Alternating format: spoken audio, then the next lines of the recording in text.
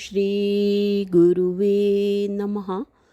अज्ञानतिमिरान्धस्य ज्ञानाञ्जनशलाकया चक्षुरुन्मीलितं येन तस्मै श्रीगुरुवे नमः। ॐ सहनावतु सहनो भुनक्तु सह वीर्यं करवावहै तेजस्विनावधीतमस्तु मा विद्विषावहै। ओम शांति शांति शांति। ओम। प्रणाम। भगवान स्वामी अखंडानंद सरस्वती जी महाराज जी द्वारा विरचित साधना और ब्रह्मानुभूति से हमारा टॉपिक चल रहा है भगवान ध्यान और ध्यान या संध्या को आगे कंटिन्यू करते हुए। तो बात चल रही है आसन शुद्धि स्थान शुद्धि की। तो स्वामी जी बता रहे हैं कि स्थान शुद्धि के अनंतर पृथ्वी पर कुश अथवा कंबल आदि का आसन बिछाया जाता है। यह आसन बिछाते समय जो मंत्र पढ़ा जाता है उसका अर्थ है, हे माँ पृथ्वी, तुमने सब लोगों को धारण कर रखा है। हे देवी, तुम मुझे धारण करो। मैं अनुभव करूं कि तुमने भगवान विष्णु के संबंध में मुझे धारण कर रखा है। तुम मेरा आसन पवित्र कर दो। जगतधात्री माता पृथ्वी से इस प्रकार प्रार्थना करके आसन पर बैठना चाहिए। मंत्र जप के समय अथवा वृत्तियों को एकाग्र करते समय शरीर के अंदर बहुत ही आहिंडन होता है।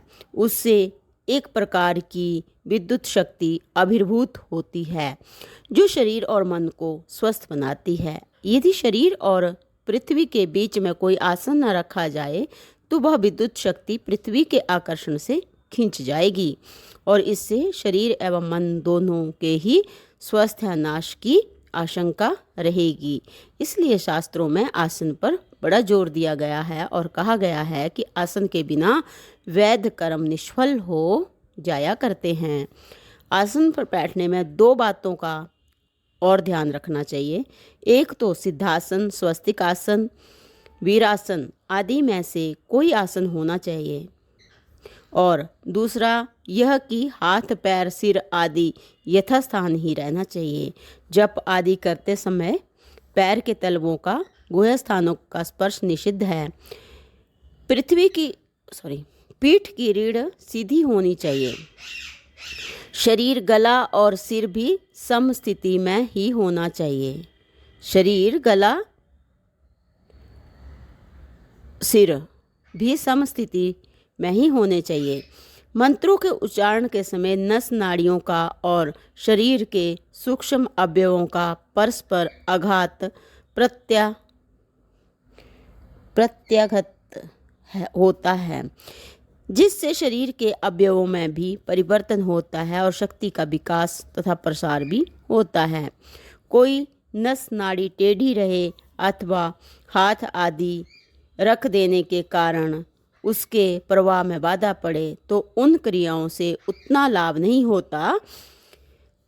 इसलिए संध्या अथवा ध्यान करते समय शरीर को शिथिल और स्थिर रखना बहुत ही आवश्यक है। संध्या के मुख्य अंगों में मार्जन का प्रधान स्थान है। संध्या के मुख्य अंगों में मार्जन का प्रधान स्थान है। मार्जन का अर्थ है साफ करना, झाड़ू देना। स्नान करने से शरीर तो स्वच्छ रहता ही है, मार्जन के द्वारा उसमें पवित्रता भरी जाती है। जिस समय शरीर गर्म रहता है या परिश्रम के कारण थका रहता है उस शरीर में रक्त वायु दोनों ही उत्तेजित रहते हैं। रक्त के वेगवान प्रवाह के कारण मन भी चंचल होता है और वैसी स्थिति में किसी प्रकार की उपासना ठीक नहीं बन पाती। इसी से उपासना के पूर्व स्नान का विधान है। स्नान की भी विधि है, भावना है और उसके लिए भेद हैं। परंतु मार्जन में तो विधि पर कोई जोर ना देकर मंत्रोक्त भावना और देवता की ही प्रधानता रखी गई है। मार्जन के द्वारा रक्त का प्रवाह कम होता है, शीतलता के कारण उद्दीप्त भावनाएं शिथिल पड़ती हैं, मन में चिंतन की शक्ति आती है और जल के अधिष्ठात्र देव प्रसन्न होकर साधक की सहायता करते हैं। मार्जन के अनेक मंत्रों में से कुछ के अर्थ निम्नलिखित हैं। तो आगे स्वामी जी बता रहे हैं, पवित्र हो या पवित्र किसी भी अवस्था में क्यों ना हो, जो कमल नयन भगवान का स्मरण करता है वह बाहर भीतर पवित्र हो जाता है। हे जल के अधिष्ठात्री देवताओं, जिस शक्ति के प्रभाव से तुम लोग सब प्राणियों को सुख देते हो, उस परम शक्ति परमात्मा को मेरे हृदय में प्रकाशित करो। हमें ऐसी समर्थ्य, ऐसी शक्ति दो कि हम परमात्मा की स्फूर्ति का निरंतर अनुभव करने के योग्य हो जाएं। तुम अपना कल्याणकारी रस हमें दो। जिस प्रकार स्नेहमयी माता से पुत्र अपने लिए हित कर दूध की आशा और अभिलाषा रखता है, वैसे ही हम तुम्हारे जगत को तृप्त करने वाले रस की इच्छा करते हैं। स्वामीन, सबको प्राप्त करने वाले या प्राप्त कराने वाले देव, तुम हमें आनंद रसानुभव करने के योग्य बनाओ।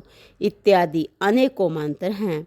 मनुष्य के शरीर में 2/3 से अधिक जलीय अंश है। शरीर में शक्ति, जीवन स्फूर्ति आदि इसी से आते हैं। परमात्मा के चिंतन में अपनी पूरी शक्ति लगाने के लिए जल के अधिष्ठात्री देवता से प्रार्थना करना आवश्यक है। चित्त में जब तक ग्लानि रहती है तब तक कोई भी उपासना प्रसन्नता से नहीं होती। प्रसाद पूर्वक हुए बिना किसी भी उपासना की सफलता संदिग्ध है। इसीलिए स्वामी जी बता रहे हैं, प्रसाद पूर्वक हुए बिना किसी भी उपासना की सफलता संदिग्ध है। इसीलिए भी मार्जन की आवश्यकता है कि चित्त की ग्लानि दूर हो जाए और जल अधिष्ठात्री देवता की सहायता से यह भावना दृढ़ हो जाए कि मैं पवित्र होकर स्थिर भाव से परमात्मा की उपासना करने बैठा हूँ। अब पाप ताप मेरा स्पर्श नहीं कर सकते। मैं अविचल भाव से भगवान का चिंतन करूँगा। इसी भावना से अपने चारों तरफ जल छिड़क कर स्थिरता की भावना दृढ़ की जाती है। प्रणाम भगवान। ओम शांति शांति शांति। ओम।